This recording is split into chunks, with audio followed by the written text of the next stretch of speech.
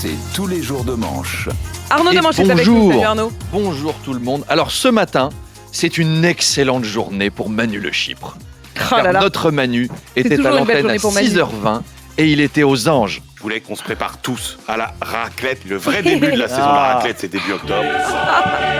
Et oui, c'est le coup d'envoi d'une merveilleuse période, Manu. Je croyais qu'on allait parler budget. Ben non. Ah, on va en parler un tout petit peu, vous allez voir. Parce que oui, notre Manu s'apprête à sortir l'appareil, les poêlons, les cornichons et à se baigner dans des rivières de fromage fondu, des tartines de raclette au petit-déj à tremper dans du café. C'est le paradis. Mais Manu, j'ai une mauvaise nouvelle car en ce moment on cause budget à l'Assemblée et j'ai vu aussi passer une proposition de taxe sur la charcuterie. Oh non! Qui vient du député modem Richard Ramos. Bien sûr. Ah, si on taxe la charcuterie, Manu va lancer le mouvement des gilets roses, bloquer les ronds-points. Révolution! Non à la charcutaxe. Et je ne suis pas tout seul. Des personnalités soutiennent mon mouvement. Christine Boudin, Léa Salami et même Kevin Le Chypre, mon propre lardon. Une seule solution, c'est du bon saucisson. Macron, du jambon, des saucisses et des lardons. Kevin, chante avec moi, Kevin. Mais t'avais dit qu'on ferait des knackis. Alors,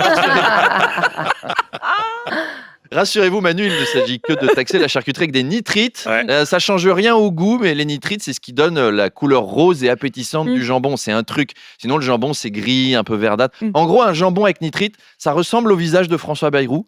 Sans nitrite, ça ressemble à celui d'Éric Zemmour. C'est bon? Tout le monde là? Là, je l'ai, ouais. Ouais, bon appétit, c'est appétissant. Merci, Il est 8h21. Miam, miam, miam. Miam, miam, bonne app. Jordan Bardella sort un livre. Oui, on en parlait à l'instant. Les cheminots refusent qu'il y ait des pubs pour ce livre dans les gares. L'affaire embarrasse la SNCF. Il faut dire que la dernière fois que la SNCF et l'extrême droite ont bossé ensemble, ça s'est pas très bien fini.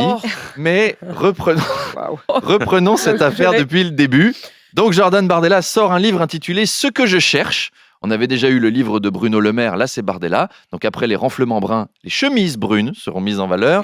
Jordan revient sur son parcours. Une autobiographie quand t'as 29 ans, ça peut être court quand même. Chapitre 1, je suis né.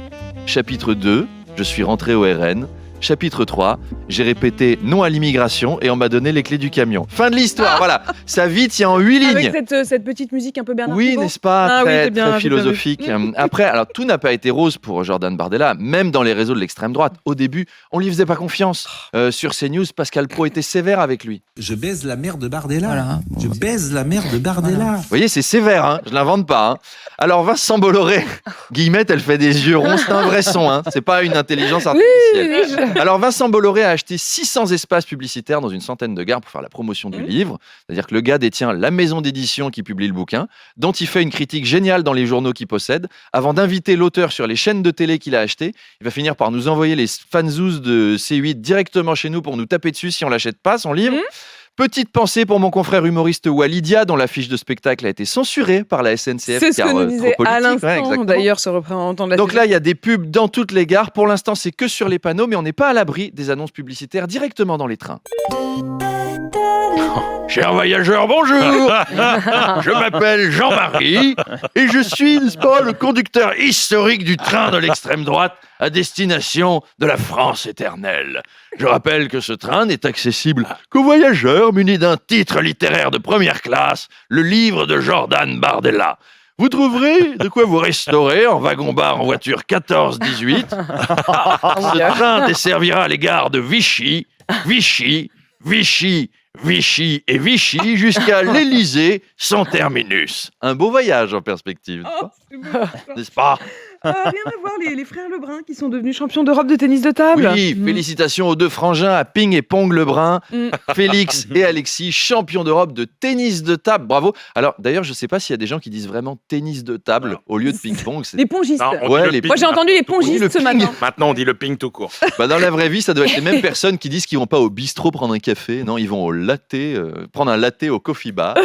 Alors, Kylian Mbappé était parti se détendre en Suède en jet privé, en privatisant une boîte avec avec une vingtaine de filles en mini-string qui s'arrosaient entre elles avec du champagne, les frères Lebrun vont également fêter leur titre en organisant une méga teuf chez Tank Véronique qui prête sa maison à Nogent-sur-Marne.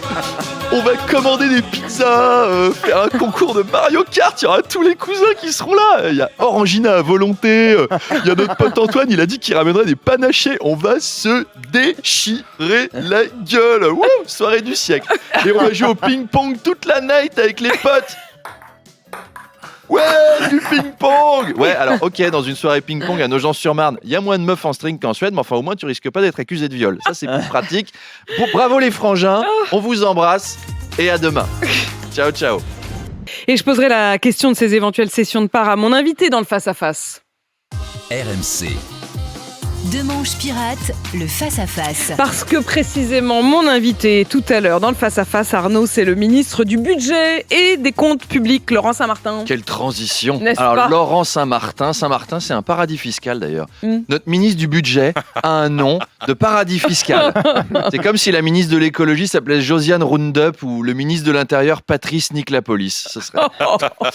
Pauvre Laurent Saint-Martin, d'ailleurs, vous vous rendez compte de l'ascenseur émotionnel quand Michel Barnier l'a appelé pour lui proposer d'être ministre. Cher Laurent, j'ai décidé de te nommer ministre. Ouais, du budget. Ah non. Aujourd'hui, les députés débattront du projet de budget originel du gouvernement, car le texte avait été tellement retouché par la gauche qu'il était méconnaissable. C'était le Emmanuel Béard des budgets.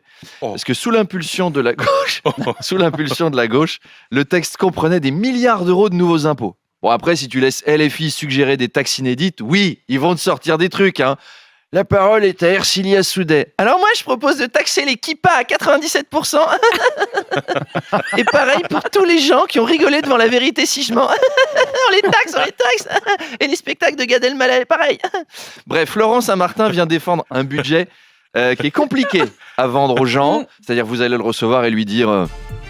Laurent Saint-Martin, bonjour, merci d'être sur mon plateau pour défendre votre budget. Non, alors déjà, c'est pas mon budget, hein, c'est le budget de Michel Barnier, c'est lui, hein, c'est pas moi. Oui, alors, baisse des services publics, hausse des taxes, gel des pensions de retraite dans votre budget. Chut, arrêtez de dire ça, c'est pas mon budget.